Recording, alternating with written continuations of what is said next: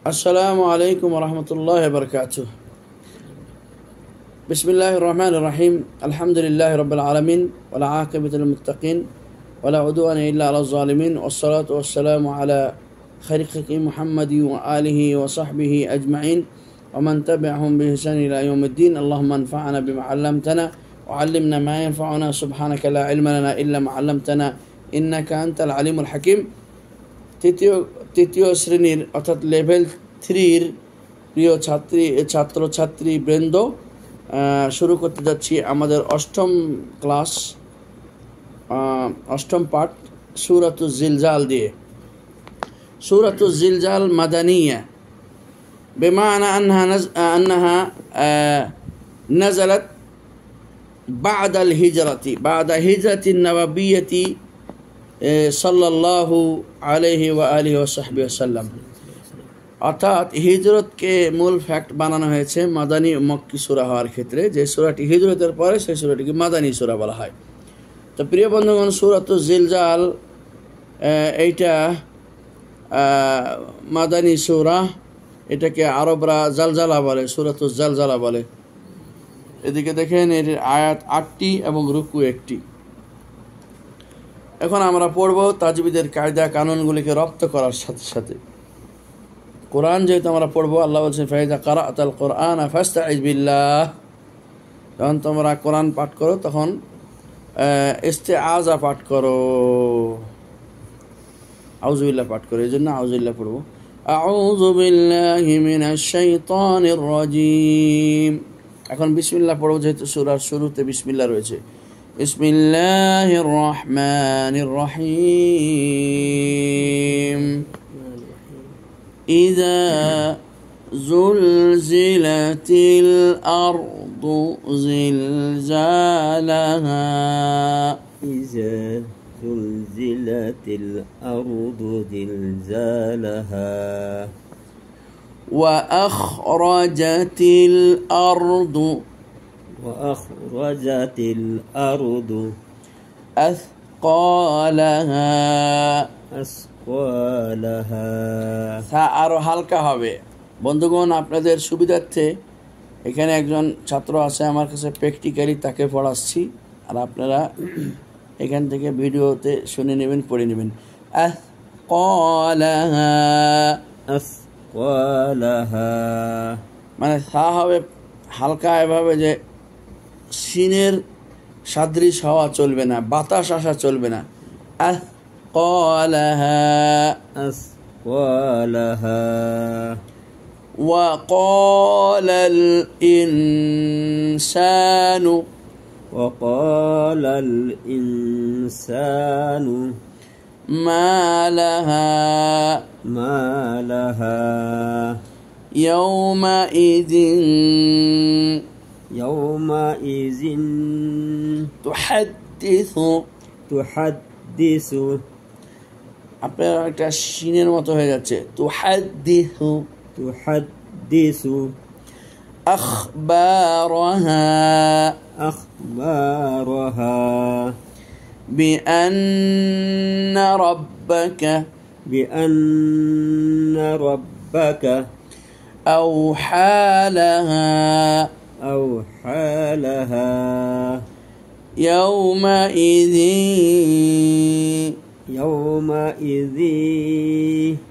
يصدر الناس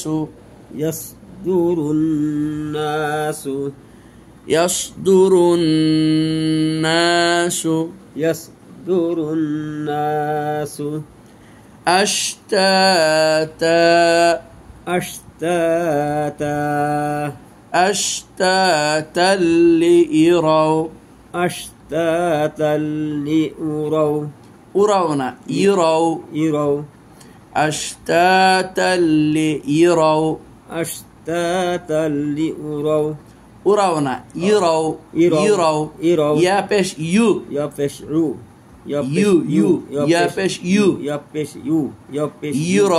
يروا أعمالهم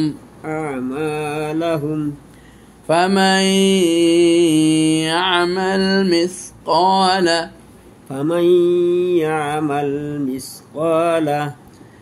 মিসকালা হালকা হবে হা হা মিসকালা ই বের হবে না, বাতাস বের হবে না। মিসকালা মিসকালা না, আপনি তো ঠাইসায় পড়তেছেন, ঠাইসায় বাতাস বের হবে না।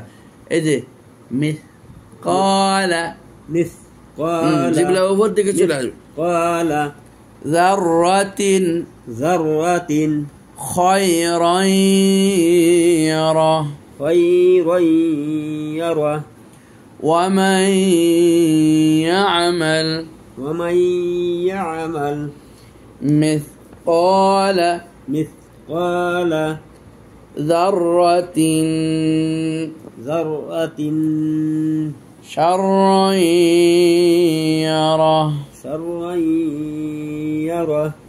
এখন আমি এটাকে বিশ্লেষণ করব, আপনি কথা বলবেন না, চুপচাপ শুনে যাবেন, ঠিক আছে?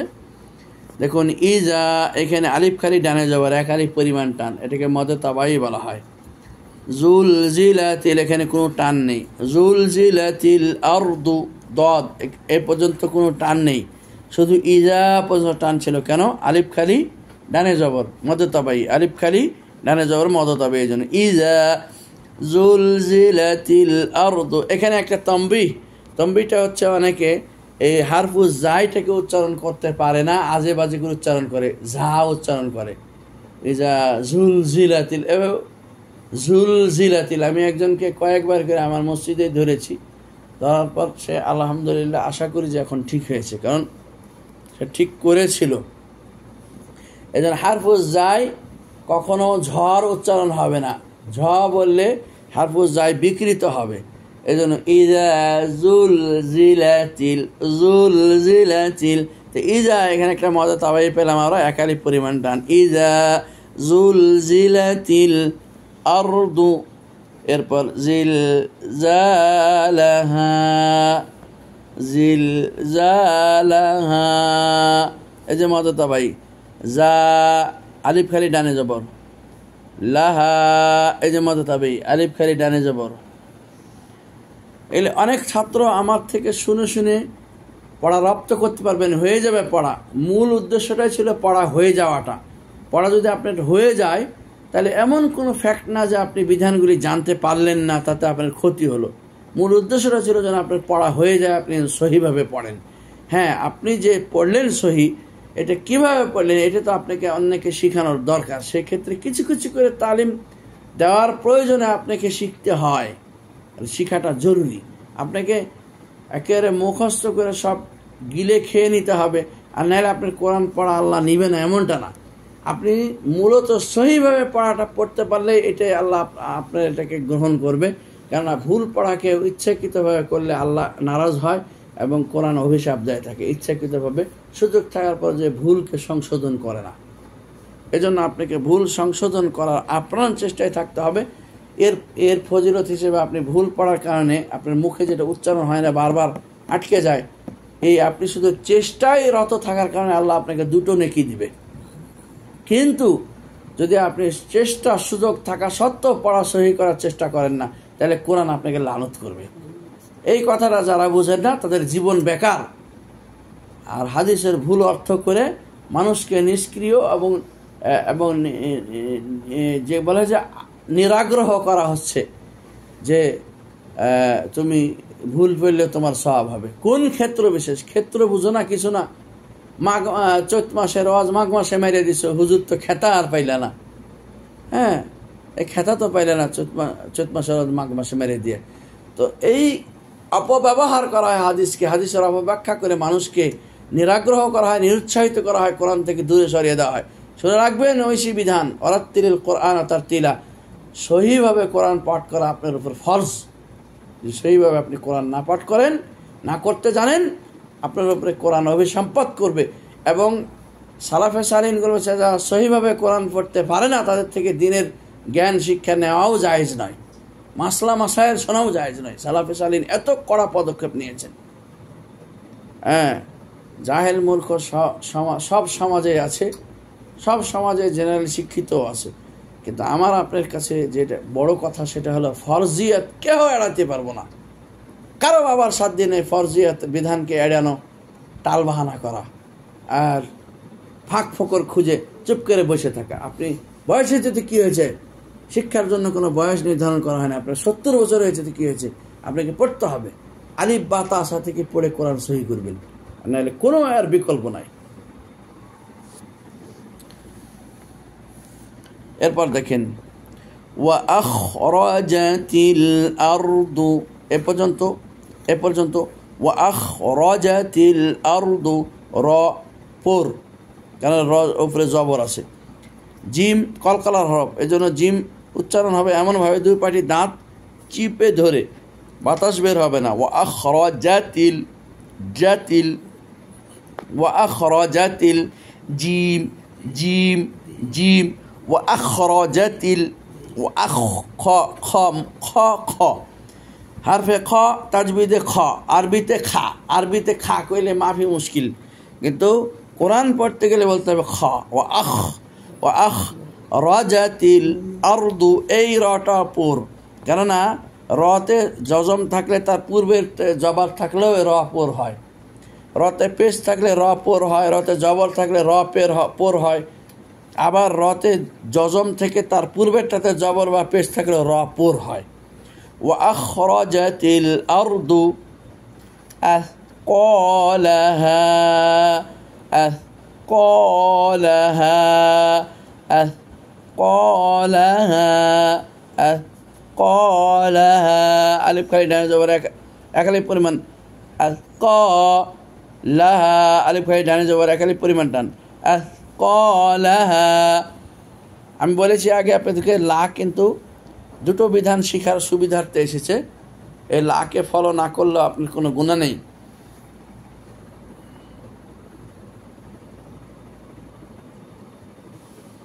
আথকালাহা ওয়া ক্বালাল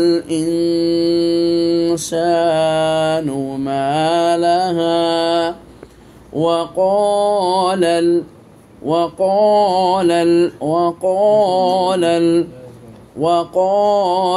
এখানে ক, আলিফ খালি ডানে জবর, ওয়া ক, এই যে আলিফ খালি ডানে জবর মদত ভাই এক আলিফ পরিমাণ টান, ওয়া ক লাল লাল, লাম লাম জবর লাল, ইনসানু, ইনসানু প্রথমটা ইখফা, নুন সাকিনের পর সিন এসেছে। ওয়া ক্বালাল ইনসানু, আলিফ খালি ডানে জবর এক আলিফ পরিমাণ টান, মা লাহা, আলিফ খালি ডানে জবর এক আলিফ টান, মা, আলিফ খালি ডানে জবর এক আলিফ টান, লাহা, আলিফ খালি ডানে জবর এক আলিফ টান, মা লাহা, আলিফ খালি ডানে জবর এক আলিফ টান দিতে হবে। অ সাকিন ডানে পেশ এক আলিফ টান দিতে হবে, ইয়া সাকিন ডানে জের এক আলিফ টান দিতে হবে। যেমন মু, অ সাকিন ডানে পেশ, লা, আলিফ খালি ডানে জবর, দি, ইয়া সাকিন ডানে জের, এরকম এগুলি সব একালিফ পরিমাণ টান, মজা তবে এগুলিকে বলা হয়। খাড়া জবর একালিফ পরিমাণ টান, খাড়াজের একালিফ পরিমাণ টান, উল্টা পেশ একালিফ পরিমাণ টান টানতে হবে। এটাকে বলে মধ্যে তাবাই, ন্যাচারাল। তাবাই মানে হলো ন্যাচারাল, অর্থাৎ এর চাইতে নিম্ন স্তরের টানার কোনো বিধান নাই, এই জন্য এটাকে বলা হয়েছে মদ, আল মাদ্দু তাবাই মিনাত তাবিআহ নাকুলু তাবআন। ওয়া ক্বালাল ইখফা, কারণ নুন সাকিনের পরে সিন এসেছে ইখফার হরফ, সূত্র মতে নুন সাকিনের পর সিন আসলে বা যে কোনো ইখফার যতগুলো অক্ষর আছে মোট 15টি, এই নুন সাকিন অথবা তানমিনের পরে 15টি অক্ষর যে কোনো একটি আসলে ইখফা হবে। ইখফা শব্দের অর্থ হলো অস্পষ্ট করা, গোপন করে নেওয়া। কি গোপন করবেন? নুন সাকিন এবং তানমিনের উচ্চারণকে গোপন করবেন। তো গোপন করার সাথে একটা শর্ত রয়ে গেল যে আপনাকে গুন্না করতে হবে। আর গুন্না বলা হয় আল কিরাআত ফিল আনফ, নাকের ভিতরে পড়াকে গুন্না বলা হয়, নাকের ভিতরে পড়াকে। ওয়া ক্বালাল নাকের ভিতরে পড়েছেন। ওয়া ক্বালাল ইনসানু, আলিফ খালি ডানে জবর, মা লাহা, দুটো মধ্যে তবে দেখেন, মা আলিফ খালি ডানে জবর, লাহা আলিফ খালি ডানে জবর। শুড বি কন্ট্রোল, আপনার মুখটাকে কন্ট্রোল করতে হবে। মুখের কাছে কন্ট্রোল হয়ে গেলে চলবে না, মুখকে কন্ট্রোল করতে হবে তাজবিদের কায়দা ওর উপরে। কারণ তাজবিদের কায়দা সে কোরআন পড়া ফরজ। সূরা মুজাম্মিল দেখে নেন, আল্লাহ বলছেন ইয়া আইয়ুহাল মুজাম্মিল কুমিল লাইলা ইল্লা কালিলা নিসফাহু আও ইনকুস মিনহু কালিলা এই 3 নম্বর আয়াত, আউজিদ আলাইহি ওয়ারাত্তিলিল কোরআন তারতিলা, তারতিল সহ কোরআন পড়ো। আজকে একজন হানাফি ঘরানার বিখ্যাত আলেম আল্লামা কামালউদ্দিন জাফরি হাফেজাহুল্লাহ, তিনি বাংলাদেশে অনেক পরিচিত মুখ, সবাই তাকে চিনে, সব ঘরানার আলেমরা তাকে চিনে। রাবেতা আলম আল ইসলামী সৌদি আরবের একটি মানুষের মানে কল্যাণকামী একটি সংস্থার সংস্থার তিনি একজন সদস্য। বাংলাদেশে 19টি মাদ্রাসার তিনি প্রিন্সিপাল এবং ইসলামী ব্যাংক শরিয়া বোর্ডের তিনি একজন ভালো মাপের লোক।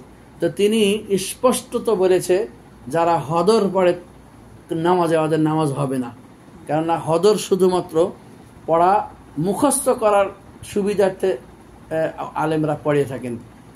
অবশ্যই অবশ্যই তারতিল পড়তে হবে, তারতিল পড়তে হবে।